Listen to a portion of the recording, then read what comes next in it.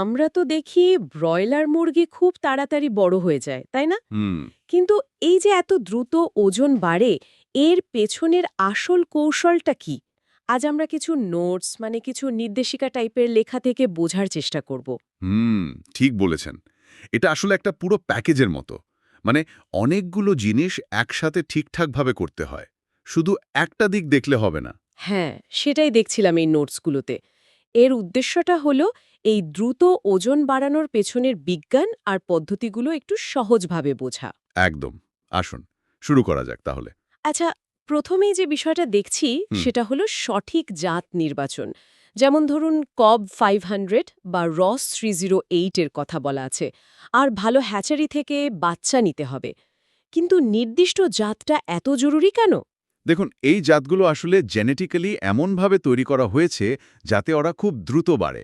মানে খাবারটাকে মাংসে পরিণত করার ক্ষমতা, যেটাকে আমরা এফসিআর বা ফিড কনভার্জন রেশিও বলি, সেটা এদের অনেক ভালো। ও আচ্ছা, মানে কম খাবার খেয়ে বেশি ওজন বাড়ে। হ্যাঁ, সহজ কথা এটাই। অন্য জাতের চেয়ে কম সময়ে, কম খাবারে এরা বেশি বাড়ে। বুঝেছি। এবার আসি খাবারের কথায়। এখানে তো দেখছি বয়স অনুযায়ী খাবার ভাগ করা, যেমন স্টার্টার, গ্রোয়ার, ফিনিশার। প্রোটিনের পরিমাণও আলাদা। এই যে 1 থেকে 10 দিন স্টার্টার, যাতে প্রোটিন 20-22%। হুম। তারপর 11 থেকে 25 দিন গ্রোয়ার, প্রোটিন 18 থেকে 20%। আর শেষে ফিনিশার 26 দিন থেকে বিক্রি পর্যন্ত, যেখানে প্রোটিন কম কিন্তু শক্তি বেশি, মানে 16 থেকে 18%। এই যে বদলানো, এটা কতটা দরকারি? এটা খুবই দরকারি। মানে একদম ছোট অবস্থায় ওদের শরীর গঠনের জন্য, মানে মাসল তৈরির জন্য বেশি প্রোটিন দরকার। আচ্ছা। তারপর ধীরে ধীরে যখন কাঠামোটা তৈরি হয়ে যায়, তখন শক্তির চাহিদা বাড়ে, ফ্যাট জমার জন্য, মাংসের মান বাড়াতে। তাই এই পরিবর্তনটা জরুরি। আর দিনে 4 থেকে 6 বার অল্প অল্প করে টাটকা খাবার দিতে বলা হয়েছে। এতে হজম ভালো হয়। খাবারটা টাটকা আর শুকনো হতে হবে, সেটাও লেখা আছে। আচ্ছা, পানির ব্যাপারটা। পরিষ্কার ঠান্ডা পানি তো লাগবেই, কিন্তু একটা ইন্টারেস্টিং জিনিস দেখলাম, পানিতে ভিটামিন, ইলেকট্রোলাইট বা গ্লুকোজ মেশালে নাকি ওজন বাড়ে। এটা কিভাবে কাজ করে? আসলে পরিষ্কার ঠান্ডা পানি তো হজম আর মেটাবলিজমের জন্য মাস্ট। আর এই যে ভিটামিন বা গ্লুকোজের কথা বলছেন, এটা সরাসরি ওজন বাড়ায় তা নয়।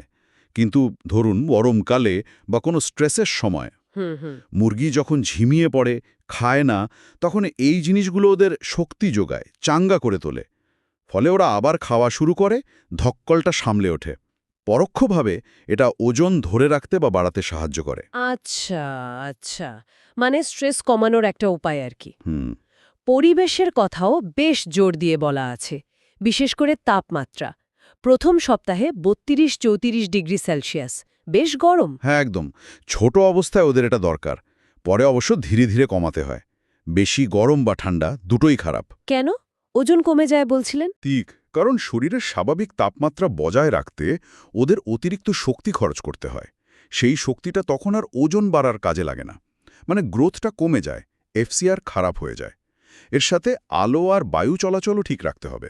এরপর আসছে সাপ্লিমেন্টের কথা, মানে vitamin, B complex, amino acid, enzyme, probiotic. হজম শক্তি আর ওজন বাড়াতে এগুলো দিতে বলা হয়েছে। সপ্তাহে 2 দিন মাল্টিভিটামিন বা গ্রোথ প্রমোটার। এগুলো কি সরাসরি ওজন বাড়ায়?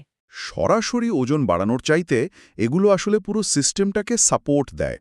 যেমন ধরুন এনজাইম খাবার ভাঙতে সাহায্য করে, প্রোবায়োটিক পেটের ভেতরের পরিবেশ ভালো রাখে, মানে উপকারী ব্যাকটেরিয়া বাড়ায়। ও আচ্ছা। এতে খাবার থেকে পুষ্টি শোষণটা ভালো হয়। ভিটামিন বি কমপ্লেক্স মেটাবলিজমে সাহায্য করে। সব মিলিয়ে খাবারটা ঠিকমতো কাজে লাগে আর কি। বুঝলাম। স্বাস্থ্য ব্যবস্থাপনার কথাও তো আছে, যেমন নিয়মিত কৃমির ওষুধ দেওয়া, ভ্যাকসিন দেওয়া, এনডি, আইবিডি এসব।